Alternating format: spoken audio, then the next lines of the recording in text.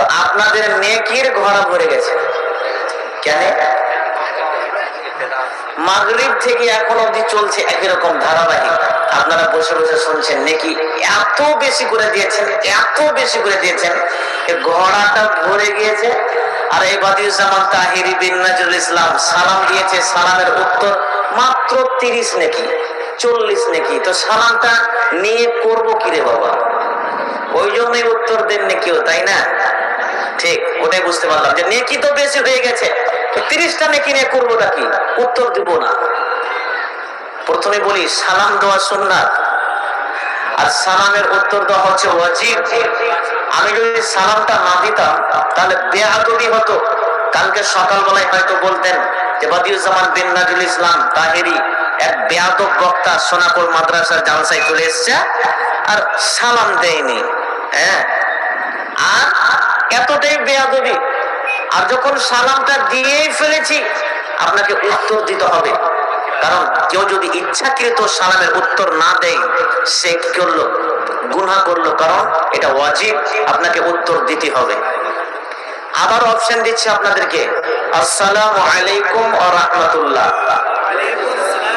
বাজান যে ভাই মাইকে ঝানকার মার্কা মারেন, একবার ঝানকার টানকার দেন। আলহামদুলিল্লাহ কদ্দারা খায়রান ওয়া খাবালা والشكر لمن صور حسنا وجمالا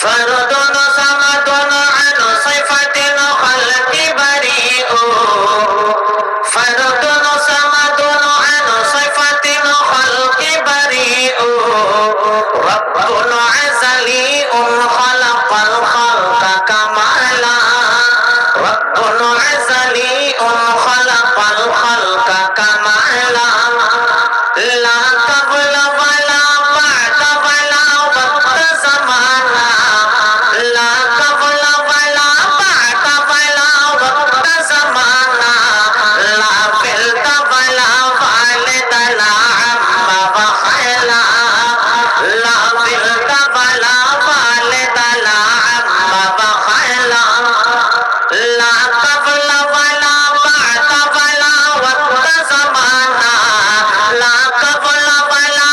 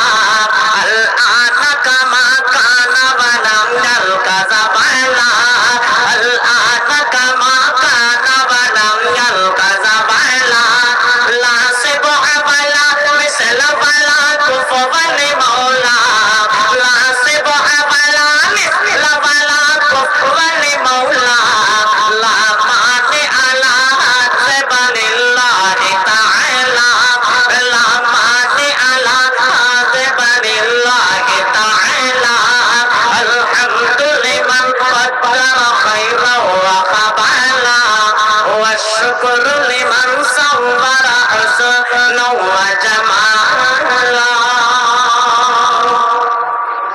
أشهد أن لا إله إلا الله وأشهد أن محمدا عبده ورسوله أما بعد فأعوذ بالله من الشيطان الرجيم بسم الله الرحمن الرحيم وتعز من تشاء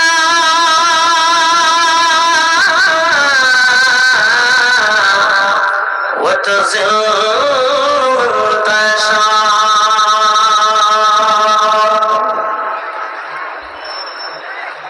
জি এখনকার ডেটে আলহামদুলিল্লাহ অনেকে মানুষ দেখেছেন, চিনছেন আমাকে।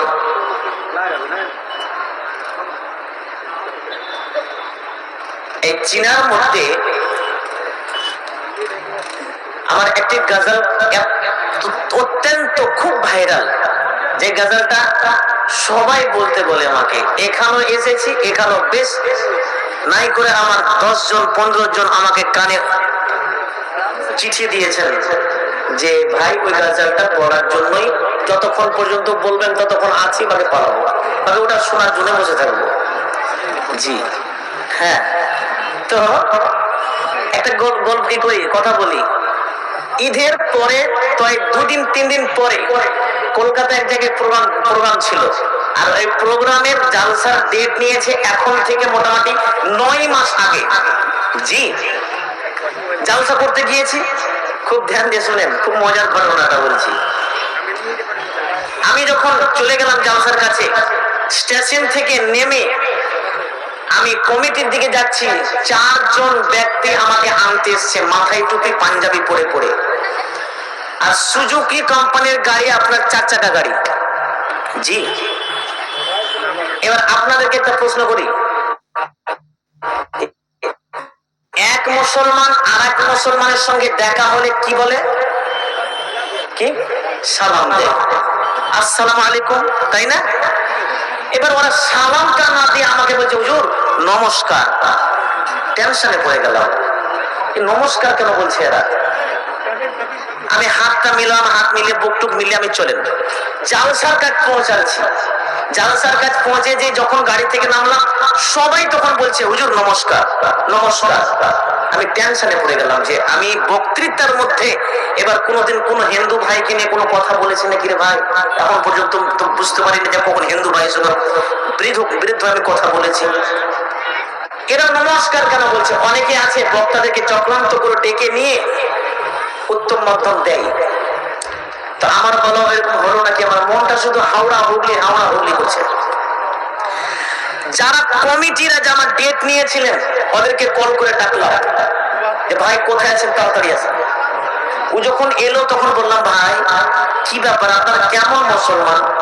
মুসলমানের সঙ্গে দেখা হলে সালাম নেবে, তারপর নমস্কার বলছে। ও যে ডেট নিয়েছে এবার ও তখন বলছে হুজুর প্রথমত আমার নমস্কার নেবেন। আরো টেনশন। জি মাথা খারাপ হয়ে গেল। বলছে হুজুর কিছু মনে করিয়েন না। জি হ্যাঁ এই দেখেন ছেলে হারিয়ে গেছে, ছেলে হারিয়ে গেছে। हेलो देखिए हमारी भाई बहन है, कैमरा में इस बच्ची को आप लोग पहचानते हैं तो जरा देखिए तो अरे जलसा में आए हैं आपको, कम से कम बच्चों का ख्याल रखाते रहे। यदि आप हो सकता है इस वजह से बच्चे आपके हाथ में खुल गई हो, देखें देखें इसलिए अरे मैं कैमरा कहाँ है पहचान कर इधर है ये बात ये नहीं है मेरे साथ यहाँ रखिए यहाँ। जरा इसके बाद ये तो ठीक हो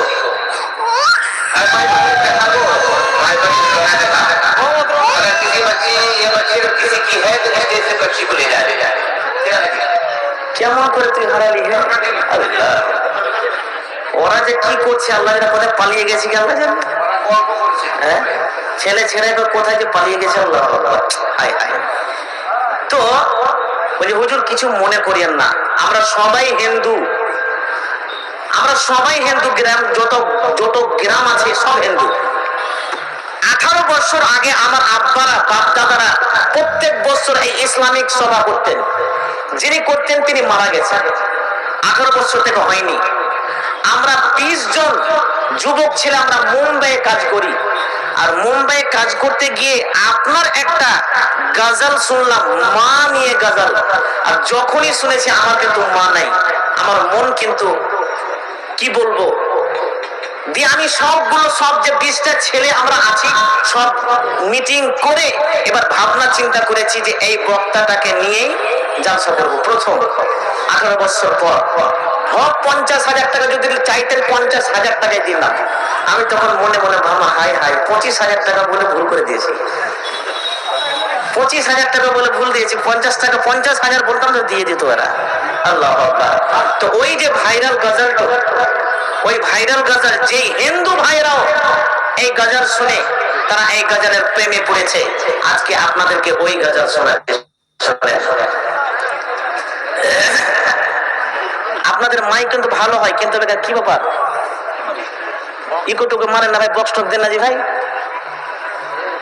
মা গো তোমার মতো লয় না কে হো, আমায় বুকে টানে আঁচল দিয়া মুছে না কে,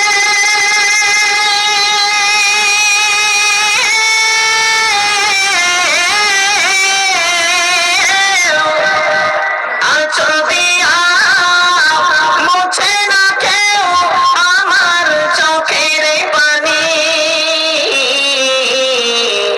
হায়রে মা জননী আমার, হায়রে মা জননী। এখন তো ঠেলা গাড়ি ও আইসক্রিম ওয়ালা এই গাজলটা আমার বাজিয়ে বেড়ায়। কাদের কাদের মা নাই একটু হাত তুলবেন ভাই দয়া করে। যাদের যাদের মা নাই একটু হাত তুলবেন। এদের মা নাই, আহা একটু মাকে স্মরণ করবেন, এক জায়গা একটু মাকে স্মরণ করবেন। যেই মা আপনাকে দুনিয়ার মুখকে দেখার জন্য, দুনিয়াতে নিয়ে আসার জন্য মৃত্যুর সাথে পাঞ্জা লড়েছে। কত মা তো দুনিয়াতে বাচ্চা, দুনিয়াতে সন্তান ভূমিষ্ঠ করতে করতে সে তো মারা যায়। আল্লাহ আকবার। সেই মাকে নিয়ে গজল। মা গো তোমার মতো লয় না কে হো, আমায় বুকে টানে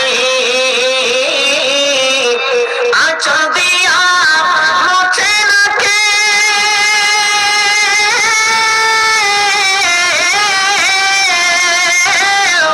আঁচল দিয়া মুছে না কেউ আমার চোখের পানি।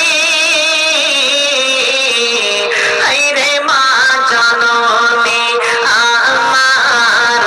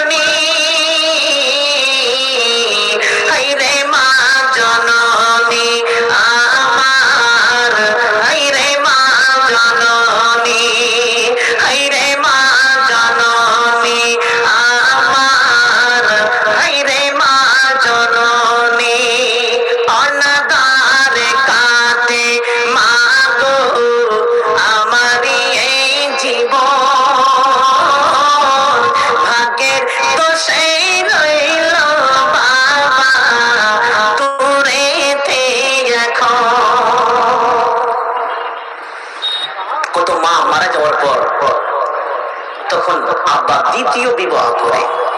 জি হয় না, সতের মা কত তাকে টর্চার করে মারে, ওটাই কথা বলছে। অনাদারে কাটে মা গো আমারি এই জীবন, ভাগ্যের দোষে রইল বাবা দূরেতে এখন, তুমিও নাই বাবাও নাই,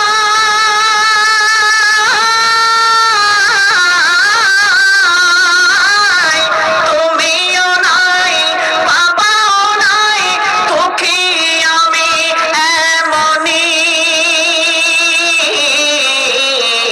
হায়রে মা জননী আমার, হায়রে মা জননী, মাগো তোমার মতো হয় না কেহ আমায় বুকে টানি,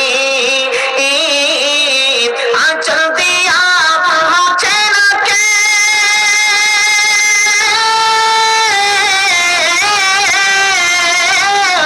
আঁচল দিয়া মুছে না কেউ আমার চোখের পানি। হায়রে মা জননী আমার, হায়রে মা জননী, হায়রে মা জননী আমার, হায়রে মা জননী। উপস্থিত আজকের এই মঞ্চের সুযোগ্য নির্বাচিত সভাপতি মহাশয়, অন্যান্য উলামায়ে কেরাম, হাজিরিন মজলিস, পর্দার অন্তরালে মা ও খালা ও আমার সুন্দরী তরুণী বোনেরা, সর্বপ্রথম আল্লাহর প্রশংসা করি যিনি দাবিদার, যিনি আমাদেরকে এই পৃথিবীতে সর্বসেরা করে পাঠিয়েছেন, তিনি হচ্ছেন আল্লাহ। যিনি এহ জগতের মালিক, পরজগতের মালিক, তিনি হচ্ছেন আল্লাহ। যিনি যা করেন ঠিকই করে, তার কোনো ভুল হয় না, তিনি হচ্ছেন আল্লাহ। তার শুকরিয়ার্থে কৃতজ্ঞতা করে শেষ করতে পারা যাবে না। তাই আমরা আল্লাহর প্রশংসা করতে গিয়ে কাঞ্জুসি না করে এক বাক্যে জোর গলায় বলুন আলহামদুলিল্লাহ। বাস এটাই। এখন তো বাংলায় ভোট চলছে, আল্লাহু আকবার। কালকে গিয়েছিলাম, পরশুদিন গিয়েছিলাম একদম গড় মালদা, ওই গড় মালদা থেকে নিয়ে মিছিল বার হয়েছে নেতাদের, আর আল্লাহু আকবার ছোট থেকে বড় অব্দি শুধু কোনো নেতার নাম বলছি না, নেতার শুধু নাম বলছে, আর পিছন দিক থেকে টান মেরে বলছে একদম জিন্দাবাদ, গলা ফাটিয়ে জিন্দাবাদ বলছে। জি, গলার সাথে সাথে পাছাও ফেটে যাচ্ছে, কিন্তু নেতার প্রতি আন্তরিকতা এদের আছে। ফেটে যাক, সবই ফেটে যায়, বাকি চিৎকার বলে করতে হবে। একটা নেতার প্রতি একটা আন্তরিকতা আমাদের আছে, কিন্তু আল্লাহকে, আল্লাহর প্রশংসা করতে গিয়ে আন্তরিকতা পেশ করতে বলল। এই যে 56 ইঞ্চি সিনা তো হিললেন, মাথাটা আর করে হিলেতে পারলেন না। জি, আমরা মুসলমান হয়ে আমাদেরকে মানুষ রূপে আল্লাহ তৈরি করেছেন, জানোয়ার রূপে নয়। আমি বুঝতে পারলাম যে আপনারা খুশি নন। আমাদেরকে যদি জানোয়ার রূপে করতেন তো ভালো ছিল। আরে মানুষ রূপে সবচাইতে উৎকৃষ্ট করে আমাদেরকে সৃষ্টি করেছেন। একবার আল্লাহর প্রশংসা করতে পারবেন না? জোর গলায় বলুন আলহামদুলিল্লাহ, আরো জোরে আলহামদুলিল্লাহ।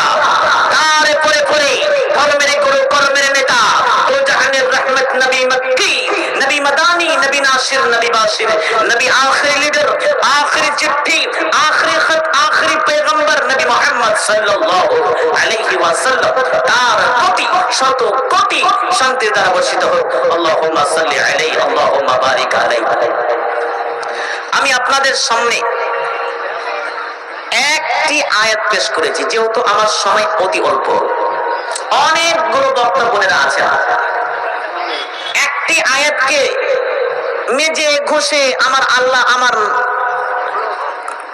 জেহেনে যতটা শক্তি দিয়েছেন সমস্ত শক্তিকে উজাড় করে দিয়ে আজকে আমার বক্তৃতা, আজকের জালসা কামিয়াবের দিকে নিয়ে যাব ইনশাআল্লাহ। আল্লাহ তৌফিক দেয় তো, ওমা তৌফিক ইল্লা বিল্লাহ। ভাইজান, এটা একটা ইসলামিক সভা। আমি একটা এলান করে দিই। আলহামদুলিল্লাহ, আমার সামনে অনেকগুলো মানুষ বসে আছেন যারা এদিক ওদিক ঘুরছেন। এদিক ওইদিকে না ঘুরে নেকির উদ্দেশ্য যদি আপনারা এসেছেন তো অবশ্যই এই প্যান্ডেলে পৌঁছান। আর যারা দাঁড়িয়ে আছেন এইদিক ওদিকে, ভাই এখানে অনেকগুলো চেয়ার ফাঁকা আছে আমি দেখতে পাচ্ছি, ওই চেয়ারে এসে বসে যান। জি ইনশাআল্লাহ, প্রধান বক্তার যিনি নাম শুনেছেন আব্দুল গাফফার সাহেব, উনি আসছেন, চলে আসবেন। উনি চলে এসেছেন অলরেডি।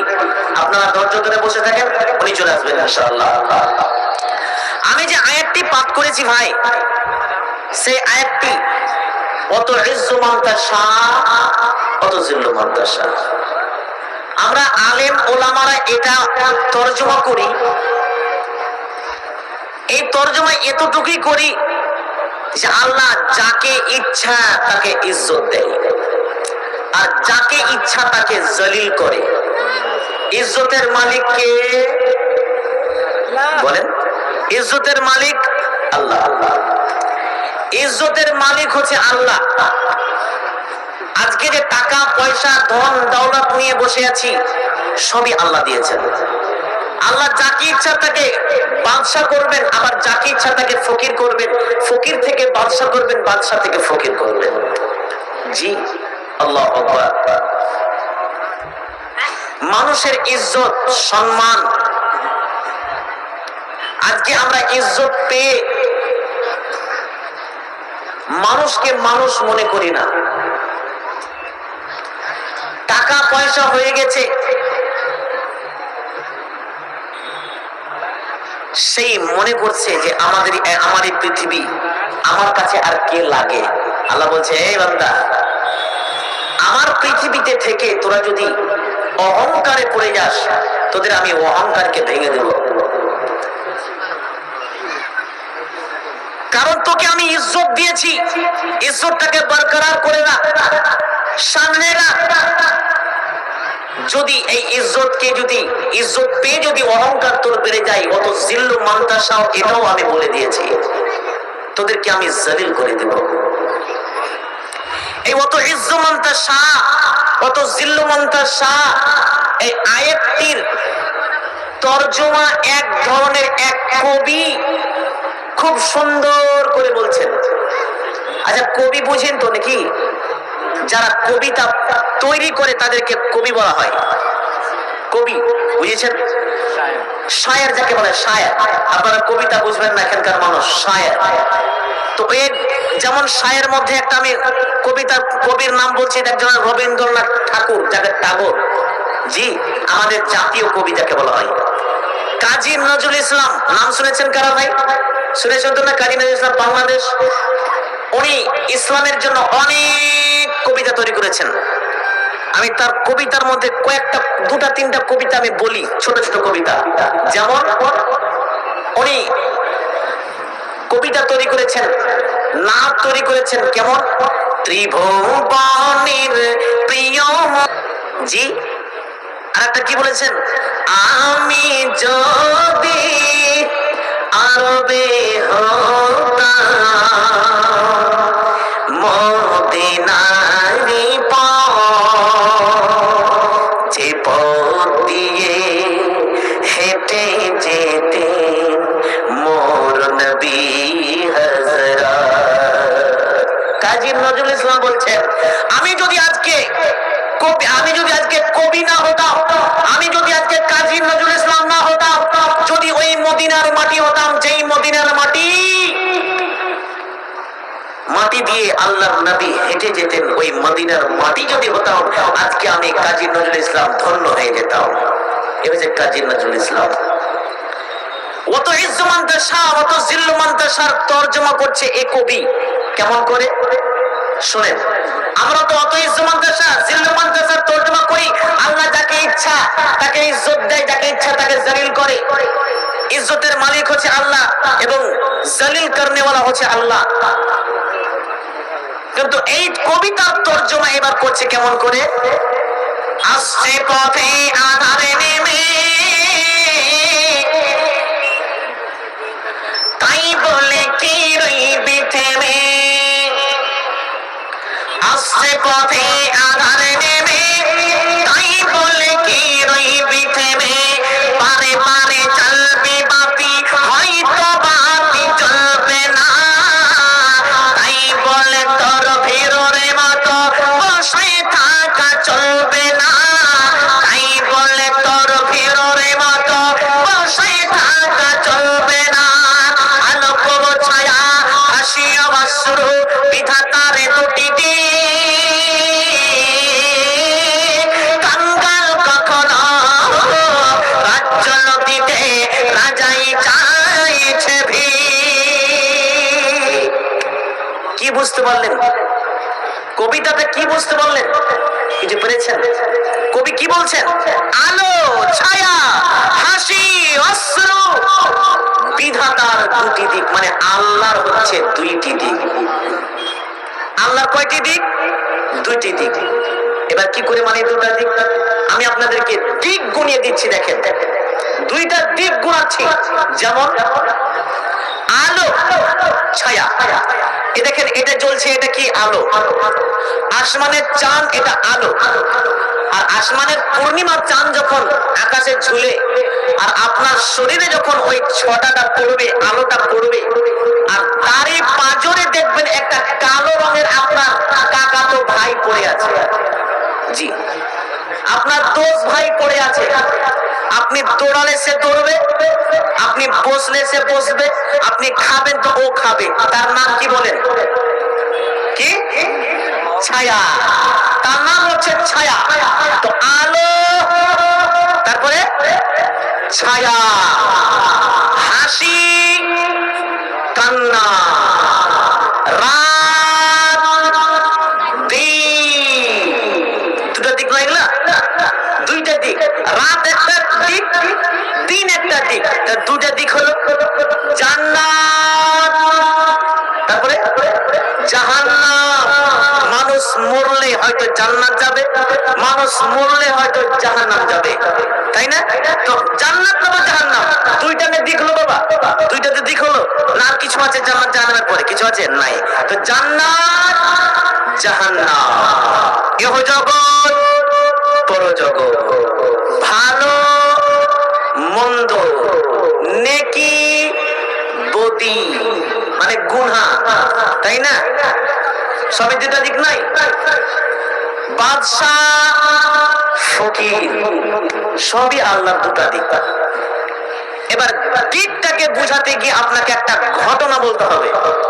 ওই ঘটনা শুনে বুঝতে পারবেন যে হ্যাঁ, এটা সত্যিকারের দিকের সঙ্গে, কোরআনের আয়াতের সঙ্গে এই কবিতাটা মিলেছে।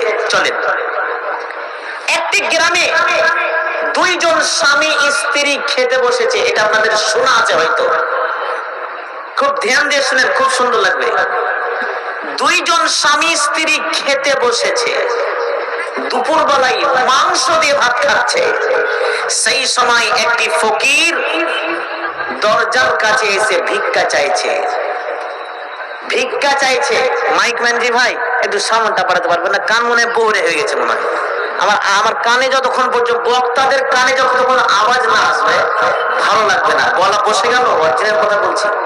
জি, তো ওই সময়তে একটি ফকির দরজার কাছে এসে ভিক্ষা চাইছে। খেতে দাও, খেতে দাও, খিদা লেগেছে।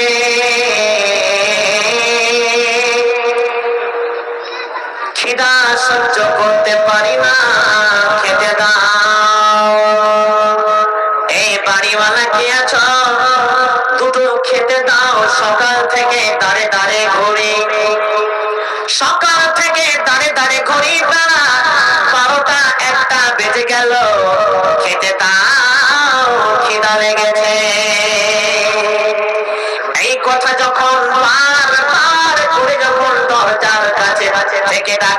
আসবে।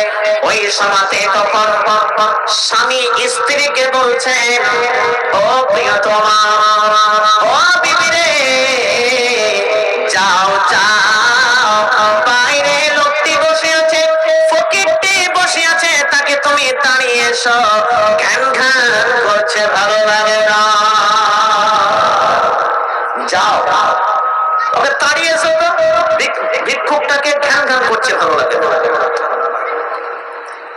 স্বামীর অর্ডার পেয়েছে স্ত্রী, স্বামী স্ত্রী দুইজন গেল, দুইজন যাওয়ার পরে পরে তখন স্বামী তখন ওই ফকিরটির কলারটা ধরলো, আর যেমনই ধরা, টানতে টানতে টানতে তাকে বাইরে ছড়ে দিল,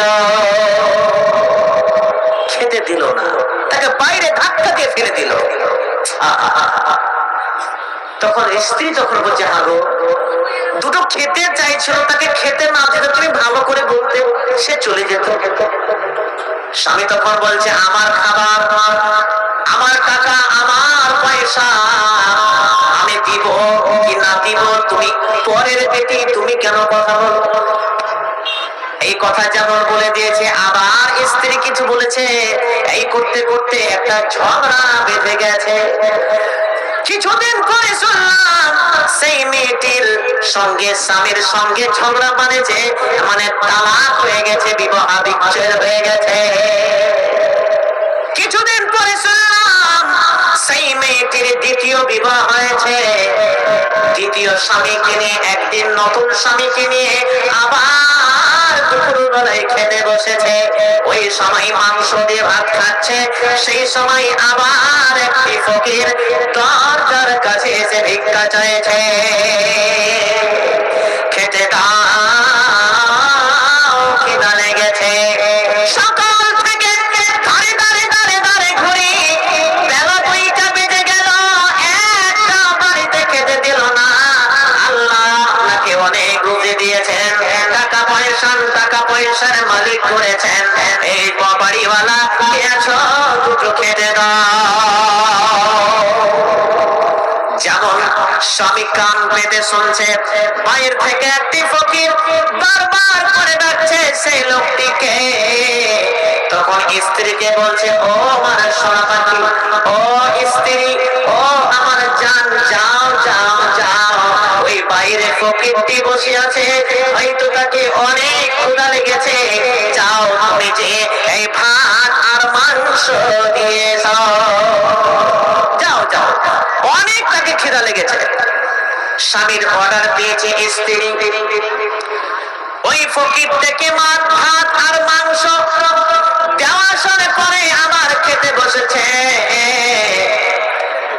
খেতে যেমন বসে গিয়েছে, স্ত্রী অঝরে কাঁদছে, ফুটফুট করে কাঁদছে, কান্না থামতে পারে না।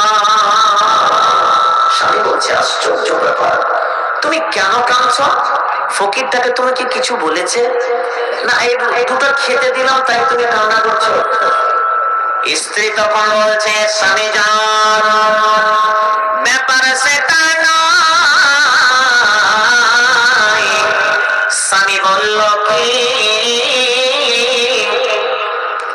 স্ত্রী তখন বলছে, ওই যে বাইরে যেই ফকিরটি বসে আছে, আপনি কি তাকে চিনেন? বলে, না, তা জানি না।